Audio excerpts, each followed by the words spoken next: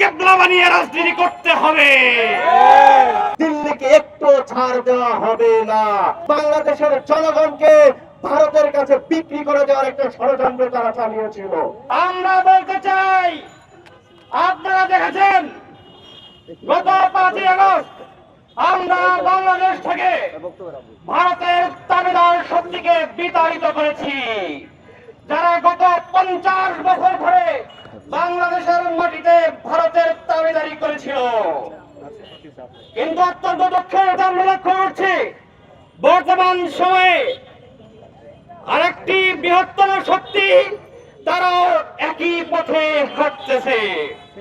আমরা বলতে চাই, বাংলাদেশের মাটিতে যদি কেউ রাজনীতি করতে চায় তাহলে অবশ্যই তাকে ঢাকাকে কেবলা বানিয়ে রাজনীতি করতে হবে। দিল্লিকে কেবলা বানিয়ে কোন রাজনীতি বাংলার মাটিতে করতে দেওয়া হবে না, হবে না, হবে না। সংগ্রামী সহযোদ্ধা ভাই এবং বোনেরা, আমরা আজকের এই প্রতিবাদ সমাবেশ থেকে আমাদের বোন নাজমা হত্যার বিচার দাবি করছি। আমাদের বোন ফেলানী হত্যা সহ ভারতের কারাগারে আমাদের যে সকল ভাই বোনেরা শাহাদাত বরণ করছেন, সকল হত্যার বিচার দাবি করে আমি আমার বক্তব্য এখানেই শেষ করছি। ইনকিলাব জিন্দাবাদ। আজকে অত্যন্ত দুঃখের সাথে আমরা জানাতে চাই, যখন আমার বোন মৌমিতা যখন তাকে ধর্ষণ করা হলো তখন কিন্তু আমরা সবাই প্রতিবাদ জারি রেখেছিলাম। কিন্তু আফসোসের বিষয় আমার বোন নাজমাকে যখন ধর্ষণ করে হত্যা করা হয়, অমানসিক নির্যাতন চালিয়ে হত্যা করা হয়, তখন কাঁটাতারের ওপারে থাকা আমার ভাই বোনেরা কেন চুপ থাকে? আমরা দেখতে পেয়েছি এখন পর্যন্ত বাংলাদেশের পররাষ্ট্র মন্ত্রণালয় থেকে আমার বোন নাজমা হত্যাকাণ্ডের বিচার চেয়ে কোন প্রকার বিবৃতি দেওয়া হয়নি। আমরা পররাষ্ট্র মন্ত্রণালয়কে বলে দিতে চাই, কোন ধরনের নতজানু হওয়ার সুযোগ নেই। বাংলাদেশের 18 কোটি ছাত্র জনতা এই হত্যাকাণ্ডের বিচার চায়।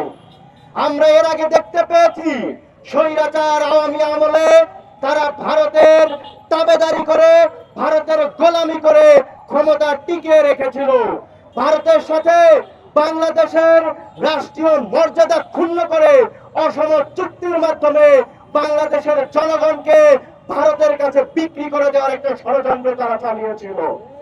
5 আগস্টের মাধ্যমে তাদের সেই ষড়যন্ত্রকে আমরা উৎখাত করতে সক্ষম হয়েছি। সুতরাং অন্তর্বর্তীকালীন সরকারের পররাষ্ট্র উপদেষ্টাকে স্পষ্ট ভাষায় বলে দিতে চাই, আমার বোন নাজমা হত্যাকাণ্ডের যদি বিচার নিশ্চিতে তারা যদি কোনো প্রকার বিবৃতি না দেয়, ভারতীয় হাই কমিশনারকে ডেকে চাপ প্রয়োগ না করে, তাহলে কিন্তু বাংলার ছাত্র জনতা বসে থাকবে না। আমরা বলে দিতে চাই, ফেলানী থেকে নাজমা, গুম, খুন, হত্যা, ধর্ষণ বাংলাদেশের ছাত্র জনতা মানবে না। বাংলাদেশের জনগণ দিল্লির সাথে বাংলাদেশের যত অসম চুক্তি রয়েছে সেই অসম চুক্তি অনতিবিলম্বে বাতিল চায়। বাংলাদেশের মানুষ আত্মমর্যাদা নিয়ে বেঁচে থাকতে চায়। সার্বভৌমত্বের প্রশ্নে, মানচিত্রের প্রশ্নে দিল্লিকে একটু ছাড় দেওয়া হবে না। সর্বোপরি আমার বোন নাজমা হত্যাকাণ্ডের সুষ্ঠু বিচারের দাবি জানিয়ে আমি আমার বক্তব্য শেষ করছি। ধন্যবাদ সবাইকে।